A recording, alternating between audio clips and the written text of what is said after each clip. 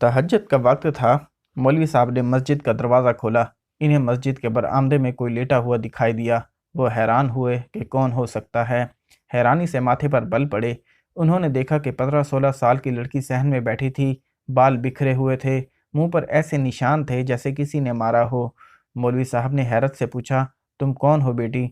यहाँ क्यों बैठी हो? वो लड़की डर गई, कुछ ना बोली, मगर मौलवी साहब के दोबारा पूछने पर बताने लगी, मेरा नाम मारिया है और मैं हारून आबाद के गांव से आई हूँ। मौलवी साहब ने कहा, वो तो ठीक है बेटी, लेकिन तुम यहाँ क्यों बैठी हो?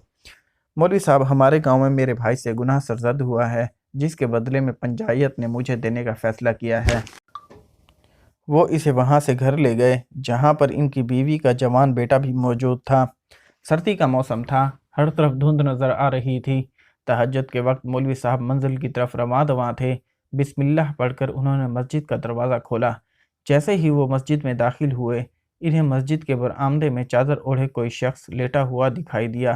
पहले तो वो हैरान हुए कि इस वक्त कौन हो सकता है। फिर वो आगे बढ़े। उन्होंने इस वजूद को हिलाकर कहा, उठो भाईजान, ये मस्जिद है, सोने की जगह नहीं। मगर वो वजूद पहले हिलाने पर टस से मस ना हुआ। मौलवी साहब ने दोबारा इसे हिलाया और कहा, उठो भाई, यहाँ क्यों सो रहे हो? इनकी इतनी बात करने की देर थी कि इसने अपने ऊपर से चादर उठाई। मौलवी साहब की हैरानी से माथे पर बल पड़े। उन्होंने देखा कि 15-16 साल की लड़की सहन में बैठी थी। बाल बिखरे हुए थे, मुंह पर ऐसे निशान थे जैसे किसी ने मारा हो। इसकी आस्तीनें फटी हुई थीं और खून बह रहा था। मौलवी साहब ने हैरत से पूछा, तुम कौन हो बेटी? यहाँ क्यों बैठी हो? वो लड़की डर गई, कुछ न बोली, मगर फिर मौलवी साहब के दोबारा पूछने पर बताने लगी, मेरा नाम मारिया है और मैं हारून आबाद के गांव से आई हूँ। मौलवी साहब ने कहा कि वो तो ठीक है बेटी, लेकिन तुम यहाँ क्यों बैठी हो? मौलवी साहब, हमारे गांव में मेरे भाई से गुनाह सरजद हुआ है, जिसके बदले में पंचायत ने मुझे देने का फैसला किया है। मैं तो इस चीज़ के लिए तैयार नहीं थी।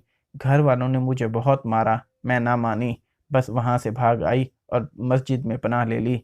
ये तो अल्लाह का घर है, यहाँ से तो कोई नहीं निकाल सकता।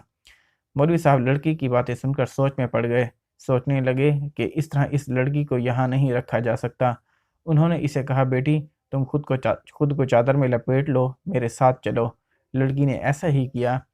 लड़की के पास एक छोटी सी घड़ी थी, इसने उठा ली और मौलवी साहब के पीछे चल दी। मौलवी साहब ने इसे अपने घर ले गए। घर में इनकी बीवी का बेटा भी मौजूद था।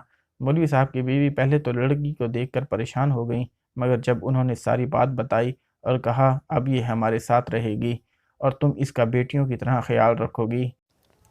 इनकी बीवी भी निहायत नेक दिल औरत थी। इसने अपने शोहर की हाँ में हाँ मिलाई। मौलवी का बेटा भी वहीं मौजूद था। इसने जब इनको देखा, इसका दिल तेज़ी से धड़कने लगा। इसने इतनी मासूमियत आज तक किसी चेहरे पर नहीं देखी थी। वो डरी डरी लड़की इसे आसमान से उतरी परी लगी। मौलवी साहब की बीवी इसे घर के खाली कमरे में ले गई और इसे कहा, अपना सामान मुझे दे दो। घर में रखा तो ज़रूर है, मगर कल को कोई ऊंच नीच हो गई तो हम क्या करेंगे? मौलवी साहब की बीवी ने कहा, हम इस तरह लड़की को नहीं रख सकते। इससे बेहतर है इसका निकाह अली से करवा दें, ताकि बाद में कोई मसला ना हो। मौलवी साहब को बीवी की बात ठीक लगी, क्योंकि वो बच्ची इन्हें भी मासूम और प्यारी लगी थी। सादगी से निकाह हुआ और सब हंसी खुशी रहने लगे।